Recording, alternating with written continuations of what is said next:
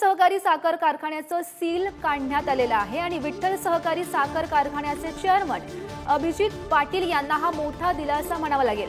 कारखान्यासंदर्भात अभिजित पाटील यांनी फडणवीस यांची भेट घेतलेली होती।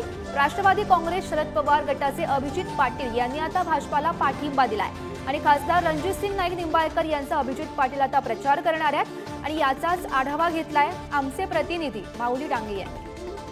विठ्ठल सहकारी साखर कारखान्याच्या गोडवानला राज्य सहकारी बँकेने सील ठोकलं होतं, परंतु आज ते काढण्यात आलं आहे। विठ्ठल सहकारी साखर कारखान्याचे चेअरमन अभिजित पाटील आपल्याबरोबर आहेत। आबा काय सांगाल की आज सील काढण्यात आलं आहे? विठ्ठल कारखान्याच्या मागच्या संचालकांनी त्या ठिकाणी कर्जाचा डोंगर केल्यामुळं, भ्रष्टाचार केल्यामुळं कारखाना अडचणीत आला होता आणि बंद पडला होता। आम्हाला सभासदांनी निवडून दिलं आणि त्या ठिकाणी कारखाना सुरू झाला, परंतु राज्य सरकारची राज्य सहकारी बँकेची 2021 पासून त्या ठिकाणी कारवाई चालू होती आणि त्या ठिकाणी गेल्या 25 तारखेला स्टे कोर्टात होता, तो निघाला आणि लगेच 26 तारखेला कारवाई झाली आणि मग शेतकरी आणि आमचा कारखान्याचे सभासद त्या ठिकाणी अडचणीत आले होते।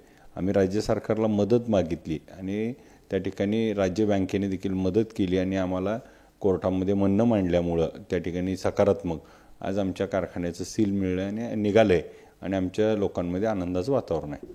आपण शरद पवार गटाचे निकटवर्ती समजले जात होते, परंतु 8 दिवसापूर्वी जी कारवाई झाली त्यानंतर तुम्ही देवेंद्र फडणवीस यांचीही भेट घेतली होती, परंतु विरोधक असं आरोप करतायत की भाजपला पाठिंबा दिल्यामुळे तुम्ही हे कारवाई सील काढण्यात आलं आहे। नाही, मुळामध्ये जे बोलतायत त्यांनीच खऱ्या अर्थाने या कारखान्यावरती कर्ज केलं, कर्जा डोंगर केला आहे आणि त्यांना आता ह्याच्यावर बोलण्याचा अधिकार नाही। परंतु मला ज्यावेळेस शेतकऱ्यांनी निवडून दिलं त्यावेळेस मी कोणत्याही पक्षात पार्टीत नव्हतो।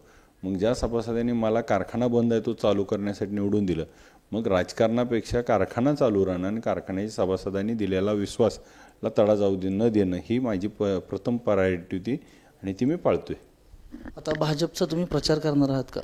नाही, आम्ही त्या ठिकाणी रणजितसिंह नाईक निंबाळकर आणि राम सातपुते साहेब यांना त्या ठिकाणी आम्ही पाठिंबा दिला आहे, मतदान करण्याचं आव्हान केलं आहे आणि राज्याचे उपमुख्यमंत्री देवेंद्रजी फडणवीस साहेब यांना देखील आम्ही कारखान्यावर येण्याचे आमंत्रण दिलं आहे आणि त्या ठिकाणी कारखान्यावरच्या सभासदांचा एक मेळावा घेऊन त्या ठिकाणी आम्ही त्यांचे धन्यवाद मानतो आहे आणि त्यासाठी राज्याचे उपमुख्यमंत्री देवेंद्र फडणवीस साहेब आणि दोन्ही उमेदवार येऊन त्यांनी ठिकाणी आमच्या लोकांना आव्हान करतील आणि मतदानासाठी आम्ही देखील आव्हान करू। माऊली डांगे, पुढारी न्यूज, पंढरपूर।